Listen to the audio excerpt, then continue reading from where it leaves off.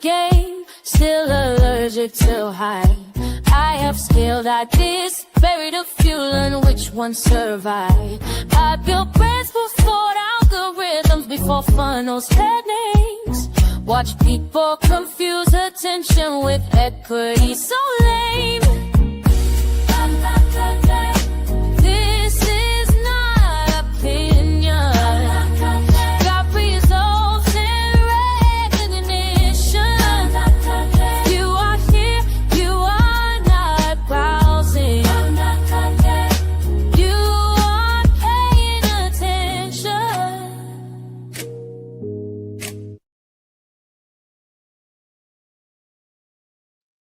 Welcome back. It's another Tuesday. You know I am right here. My name is Stephanie D. McKenzie. I'm a fractional brand and marketing professional, leader, strategist, all the things. And I love working end to end with founders and leaders who actually want to get into what I call our weird work. And you can learn more about that at stephaniedmckenzie.com.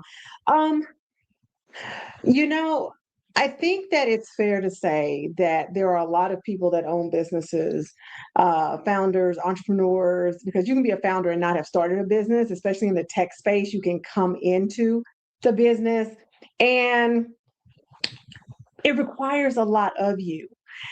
And I meet founders, I'm working with founders in our program, Founder Mind. If you're in Founder Mind, say hello, that they are doing every single solitary thing, right? Every single thing. And something that's really important about that is it's not always because they're struggling. Some are not struggling, but they struggle with the capabilities or with even the resources mentally and emotionally to bring somebody else into their thing, right? And so if you're a person that has been doing every single solitary thing, not out of struggle, but simply out of maintaining the level of success that you have, then I want to say to you that first and foremost, all right, that's not how you have to do this thing. It may feel like that, but it's not how you have to do that thing.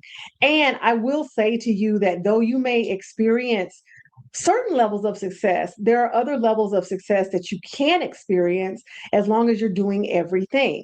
Case in point, you know, when we take on clients, a lot of times I'm taking on the brand, the marketing, the communications, the messaging, the social, all of those things, right? But I take on a lot of internal things as well. A lot of people think, oh, if I just market more. And I'm like, if you believe that, okay. But here's the thing. Marketing more is not going to change that your message is not landing. Like, even for our business, right? I spend a lot of time analyzing what we're doing, how we're doing, how is it landing? Is that making sense? Does that make sense for the level of clientele that we're servicing? Are we speaking to the right level? And I'll let you in on a secret. Many entrepreneurs claim that they want to serve a higher level clientele than they speak to. Let me say that for you again.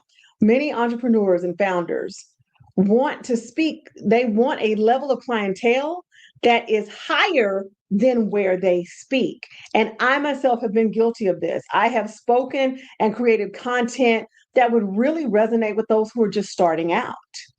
And for those who are just starting out, we have programs so you can get supported over in the college, the COE, if you will. And we have that going on, right? But you're not the person who's just starting out. Some people are. Some people are just starting out, right? And they have the fiscal resources and they have the space in their heart, in their heads to bring somebody else in. But a lot of times that's not the case. And so if you're constantly talking on a level, this is what I want you to do. I want you to check the level that you're talking on.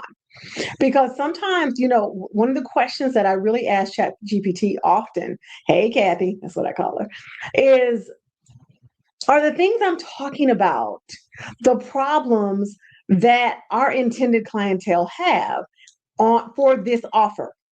Okay, because we have offers on various levels. We have offers for people who are starting out and they may have limited resources.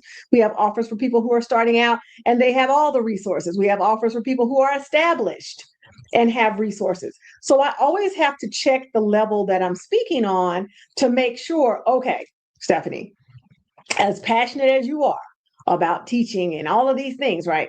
Are you speaking on a level that's going to draw in those that you are seeking to serve?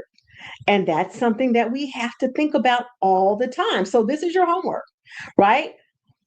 Figure out what level you're speaking on. To whom are you speaking, right? Because that's really a part of that internal piece, is knowing whom you're speaking to, why they should care, what are their pain and purpose points, what problems are they facing. Notice I didn't just say pain points, because some of you keep attracting victims and they love their victimhood. And so all they're going to do is come to you with their victimhood in their hands and they're say, help me. But they don't mean it. They like being victims. They like walking around talking about entrepreneurship's not for the weak. They like talking about their struggle. The struggle. They love it. So pain and purpose points. Where do they want to be? And I can let you in on a secret that the person that's been in business for 6 months usually doesn't have the same problems as the person that's been in business for 6 years. The person that's doing 6 figures doesn't have the same issue as the person doing 8 figures. The person that's doing 4 figures usually doesn't have the same issue as the person doing 10 figures. And so talking on those levels, this is why it becomes so important for you to understand the level that you're speaking on and to whom you're speaking to. And what is their mindset? This is what we call psychographics, what they think, what is important to them, where do they want to go, what are they ascending to be? Purpose points. So nevertheless, after you've done your homework, right? Because the beautiful thing about being a founder for many of you, right, is that you're going to be the person, you are the designated, dare I say the word, the M word, y'all, you're the designated multimillionaire. And it's so funny to me how people who haven't even touched a million pennies, want to teach you to have a millionaire mindset. But hear me, I'm not teaching you to have a millionaire mindset, because if you haven't, never mind, we're not going to get into that. But many of you are going to be the people that usher in wealth into your lineage. That's what you're going to do. You'll be rich, as richness flows from generation to generation, it becomes wealth. I love that. Somebody else taught me that, and he knows who he is, so shout out to him. I never really thought about the differences in the words until they brought this up, and I was like, yes, that makes total sense. So many of you are going to be the ones to usher it in. You're going to be the ones to give, your little cousin their first job, not because they're your little cousin, but because you really see something amazing in this young person or this younger person, and you want to support them, right? Because that's what it means to help people. It means that they're doing something and you can come alongside of them and you can amplify it, you can augment it, you can assist them in having an easier or possibly even a more expeditious, a faster route. And that's beautiful. And then, because you are ushering in generational wealth through your riches, through your business, through your vision, through all of the things, and possibly some of the things that I'm asking you to do it because I am your fractional, right? And I'm in your business, and so I'm diversifying your revenue streams and verticals and all of that goodness. There will be those family members that just want $2,500. What? $2,500. We have to talk about the GloRilla situation because many of you are ushering in wealth into your family line. You're going to have dissenters. And so as someone who I consider to be one of the foremost unlicensed experts on codependency and people-pleasing behavior, the reason why we have to talk about this is because I don't want you to give up $2,500. I don't want you to give up $2,500 because, and I don't want you to feel guilty that you're not carrying everybody on your back, right? You will understand, and this is why discernment is so key for the successful, right? And those who want to be ethically successful, because there are people who are unethically successful. I don't inherently believe that because you're successful, oh my God, you just must be a horrible human being. No. But also understand, because you're ushering this in, that there is a level, see, there's that word again, there's a level that those who are in relationship with you may think on, that is not the level that you now have to think on. It's so interesting to me how people really think that that performers and that artists, music artists, are actually rich. They may not get verifiably rich until second or third albums. See, as someone who used to work in the music industry, there's something called recoupable funds, which basically means we signed you, we liked you a lot, and here's the loan. And how do you pay that loan back? You get into that booth, you make hits. And once we get back the money that we've given you, then maybe you'll start to see some formidable cash. And so it's so interesting to me because people don't understand, and I've run into business owners. You don't have to be famous to know this. I've run into business owners who don't know the difference between revenue and profit. If you don't know the difference between revenue and profit, allow me to give you a quick lesson right now. Revenue is what comes in, profit is above what comes in and what it costs. So if you get $5, I'm gonna do the lip gloss again. If you're selling lip gloss for $5, but it costs you $4.50 to make and it costs you $1 to ship it, well, that's cute if you sold 100,000 units, but you're losing on every unit. This is why profit matters. Even my service-based businesses, you love to skate around and you'll say, oh, well, I'm just going to put this in. But, your pricing needs to, at its best levels, cover the cost for you to maintain your business. All those platforms that you're putting your digital products on, pay for it. If you want to do advertising, pay for it. If you're going to hire a VA, pay for it. If you need a graphic designer, because many of you do, pay for it. And so while you're pricing things, you're trying, again, this goes back into my lesson around affordable versus accessible. You're creating a situation where you might be bringing in a lot of money, but you're not profiting. And I need you to profit. Profitability is a whole thing. And I need you to profit, right? All right. So we look at a situation like GloRilla's, and there's a few lessons that we can extract from that. First thing being the one I just gave you, profit versus revenue.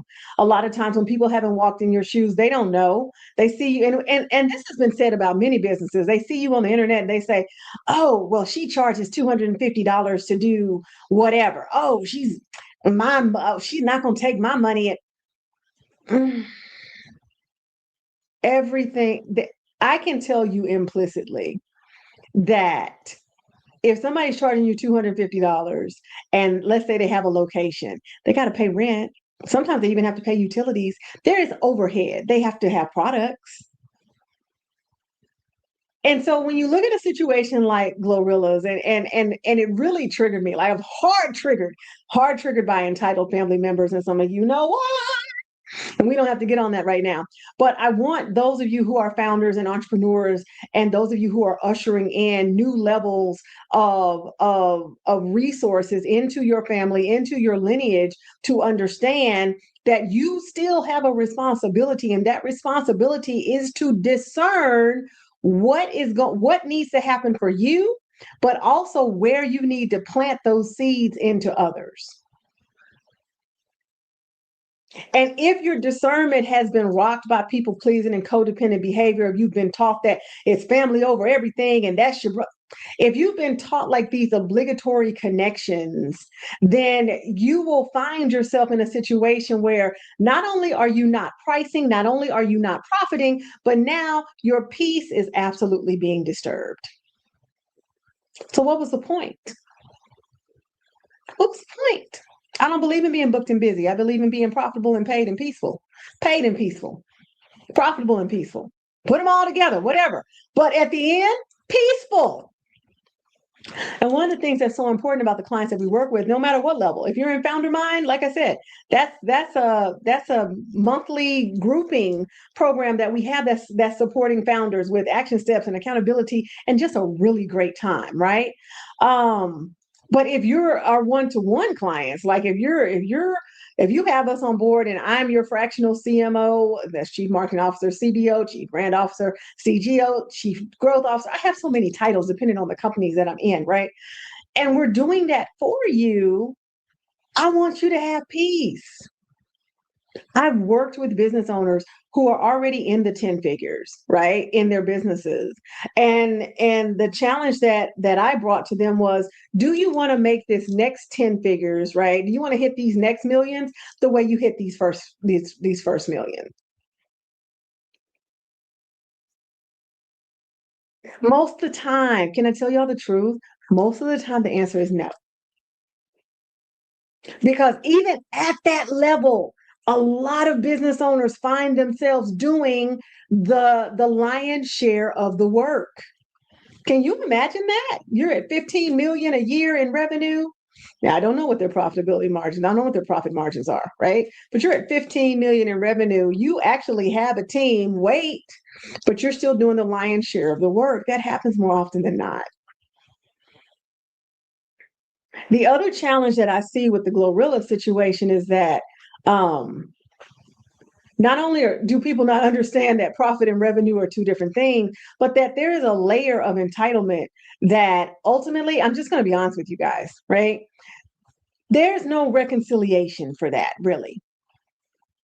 Over the last year or so, I've been put in a couple of situations that required me to say, just no more.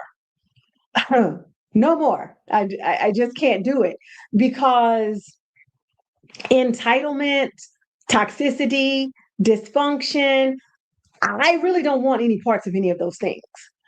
And when you're in a situation where toxicity is the actual culture of the organization, yet their mission is to empower women, um, I'm like, well, is the empowerment in the room? I'm just asking for a friend.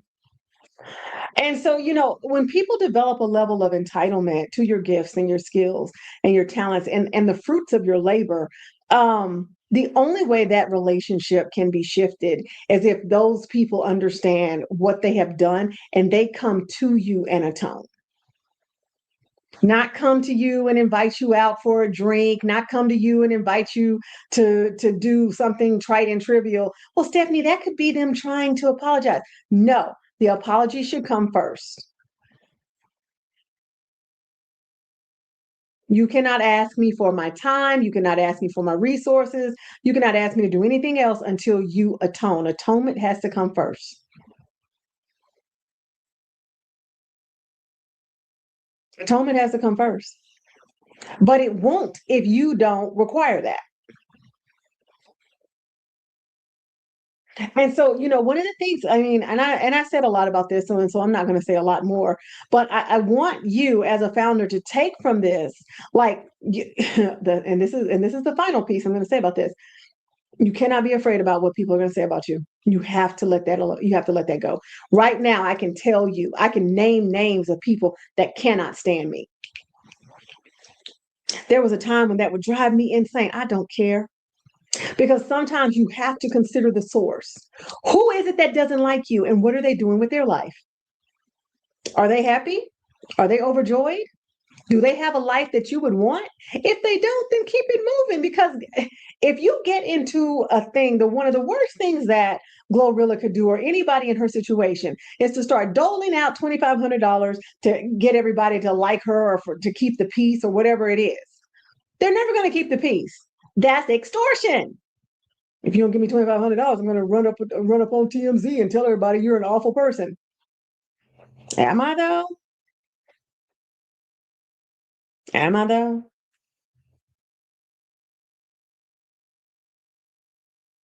Because you're an extortionist. You went on national TV and tried to extort me. Now, again, I don't know these people, but me, everything's a teachable moment. And the way I was hard triggered by that, I felt like, you know what, I need to talk about this.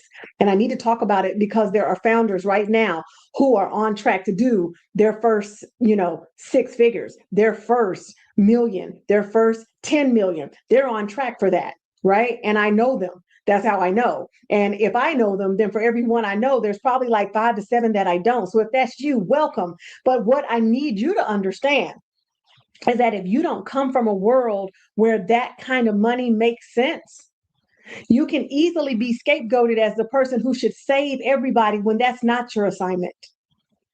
That's not your assignment. Now, there's a difference in supporting someone who's doing great things, kind of like the little cousin that you made an intern, right? And then there's enabling. And if you want to know more about that, you can ask MC Hammer, because MC Hammer had the biggest heart. I do believe he's an Aquarius. Somebody fact check me on that. He had the biggest heart. And when he made his millions, right, he wanted to bring everybody with him. He had about 2 billion. I'm totally kidding. It was more like 200. Okay, maybe 100. Anyway, he had everybody as his backup dancers. So many people on payroll that ultimately he could not maintain. He could not maintain. Was that his assignment? Probably not. But there's a thing called survivor's remorse. There was a whole TV show about it.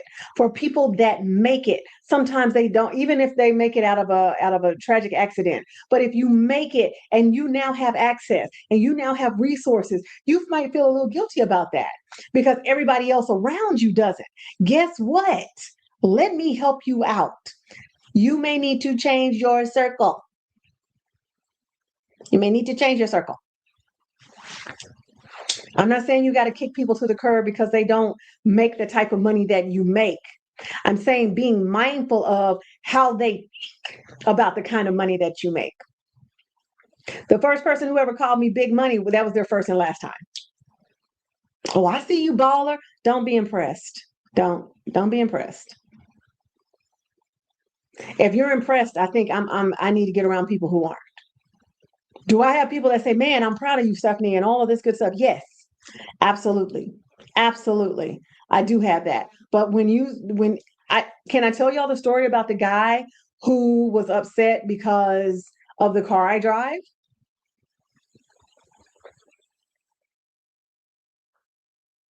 That just really just hurt his whole soul. And I'm like, but why though? It's my car. I decided I wanted to drive that. I didn't ask you to pay for it. I didn't ask you to put 5 on it. I didn't ask you to get an oil change. Nothing. And y'all may say, well, that wasn't it, Stephanie. No, I know it was it because he brought it up. See, people always tell you their isms if you give them time, right? So we were sitting and he's like, oh, yeah, you fit right in over here. You know, I just got my little da da da and you got your da da da. You'll fit right in. And I'm like, okay, that's scary. That's scary. I don't like that. All of a sudden I'm blurry. Why am I blurry? There we go. We focused again. So there's a mindset shift that comes into play when you are a step ahead. And some of y'all know this.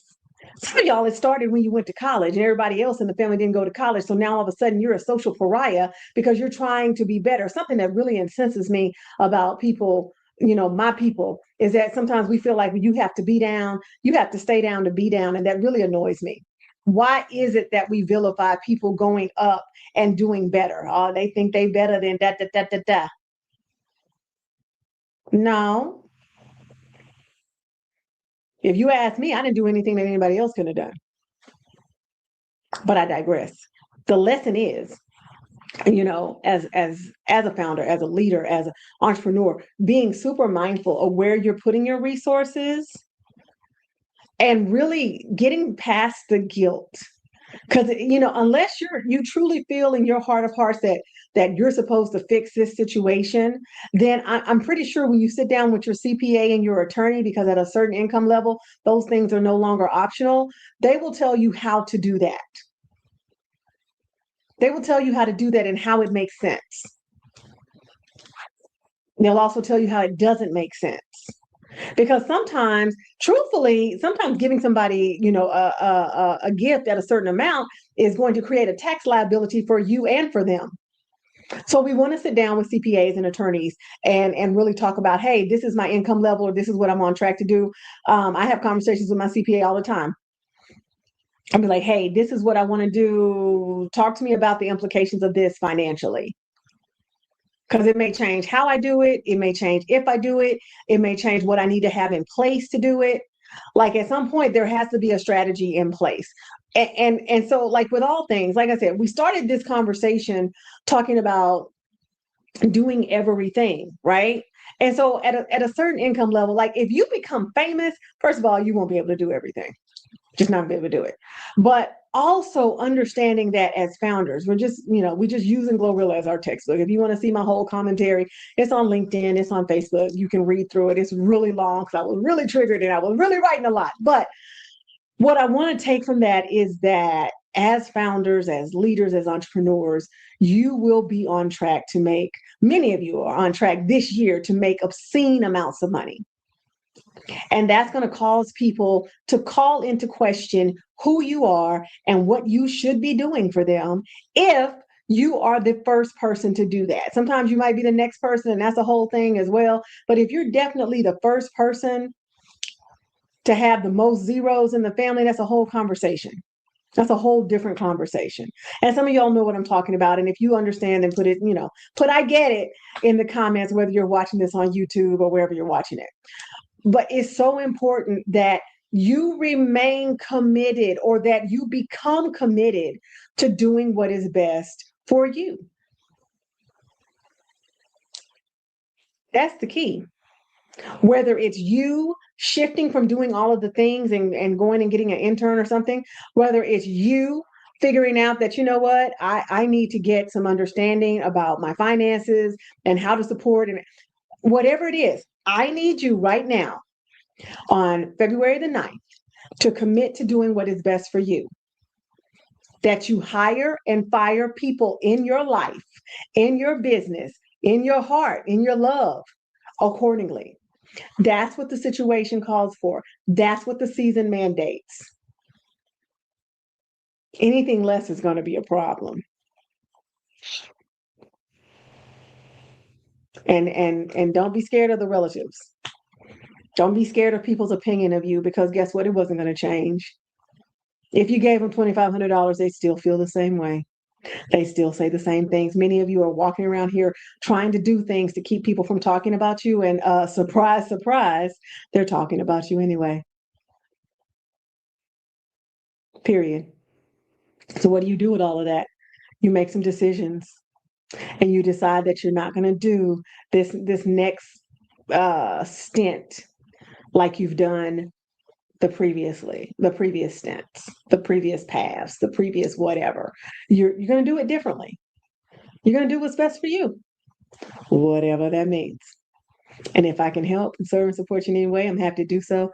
Check out the link below, stephaniedmckenzie.com. There's links everywhere. You can get freebies, you can get free courses, oh my God, we got so many things going on. But yeah, we want to make sure that we're there for you, whether you're just starting out, or whether you've already started, or whether you're starting something new, whatever it is, whatever level you're on, we got something for you. So nevertheless, I'm going to get out of here. My name is Stephanie D. McKenzie, and thanks for tuning in. Bye. Have you been on a weight loss journey and the scale just isn't giving you the results you hoped for? Well, meet Thinner, an FDA-registered, all-natural, homeopathic approach that addresses the root causes of how to lose weight and keep it off, especially if hormones are an issue. If you're tired of all of the guesswork and doing it alone, scan the QR code for more info, and let's get you started today.